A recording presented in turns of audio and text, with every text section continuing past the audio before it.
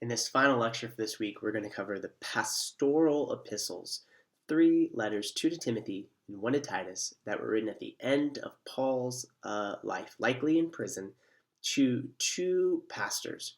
One, a church in Ephesus, and Titus was pastoring or serving as an elder overseer in Crete. And Paul is writing both of these because Paul isn't there, and he wants his mentees to know how to set up the church when he's not there and in trying times. So when we think about the church, we should not think first as the business world to be the model for how we structure the church, or the government to be the model whereby we structure the church, but rather we should look to the Bible, and specifically these books that Paul wrote to encourage Timothy and Titus and to instruct them about how to lead in the church and how to operate in structures and what structures should be operative in his absence. So let's look at these together. First, Timothy starts really with Paul just focusing on the gospel, that Timothy needs to be dedicated to right doctrine. So one of the first things that needs to be operative in the church is leaders who focus on the gospel. They're not focused on different doctrines or myths or endless genealogy or speculation, but rather they're focused on preaching the gospel. They're focused on the truth of the gospel, and they are teaching this, what has been passed down to them, not new things, not non-essential things, not aimless things, things like genealogies and speculations.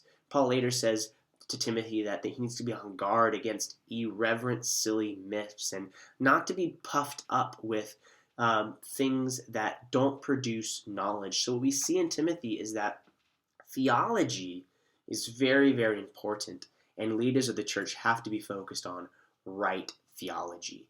The gospel, he continues to talk about the gospel and about this need that Christ came in the world to save sinners, which is really talking about the need for the church and church leaders, because remember, this is a book written to Timothy, to be focused on the mission. Church leaders need to be missional in their aim. Church leaders, there's this vision in the New Testament that churches are led by more than one qualified man, but rather by a multitude of qualified men. And they're called overseers, but also elders who function to pastor. And notice this qualification, they're above reproach. So this is a qualification of morality.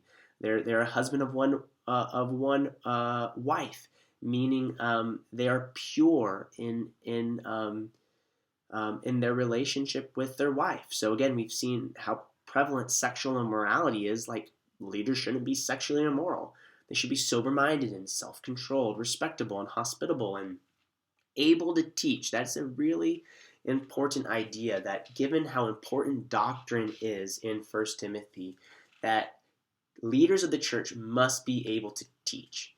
And it continues with ethical things like not being a drunkard or violent, not a lover of money, able to manage your own household. So it needs to have this experience, not a recent convert, and thought well of outsiders. Really, elders, overseers, pastors, 3 titles referring to the same office. These men need to be above reproach because they are stewarding the house of God. And this is very important.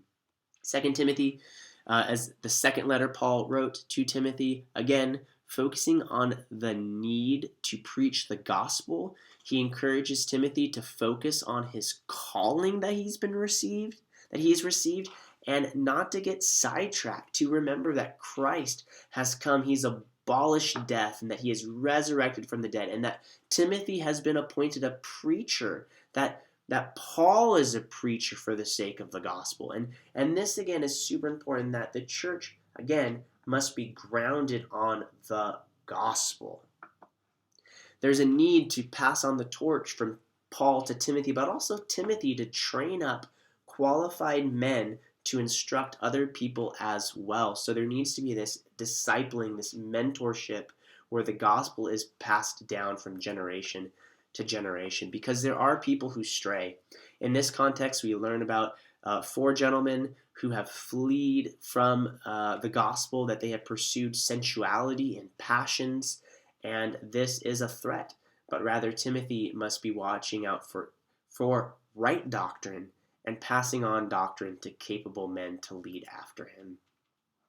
Let's move to Titus, which is in some ways like Timothy, but it's a smaller book. There's only 3 chapters in Titus, and it talks about the qualifications over the overseers and the deacons. Again, commandments to teach right doctrine, and an exhortation to stand firm in ministry. Again, Titus needs to put a stop to bad teaching. Again, the reason why church leaders must be able to teach, because doctrine is highly, highly influential. What we believe in our minds, as we saw in Romans chapter 12, will affect our hearts, they will affect our hands and our feet. And Titus needs to be aware of false doctrine and able to rebuke those who teach it. So overall, the church should be set up where qualified men who are qualified by Scripture are leading, who have the gift of teaching, who are above reproach, and who are taking this task very, very seriously. We've seen too much, friends, too much disdain on the gospel because violent men are leading in the church, sexually immoral men lead in the church, men who are drunkards and who are using their position to serve themselves are serving in the church. But this is a call to raise up men who are like Christ, sacrificing themselves for the good of others. And this is integral to a healthy church. So that brings to conclusion the Paul's epistles, and I hope this was helpful in us understanding the storyline of Scripture and where we're at as the church in this story.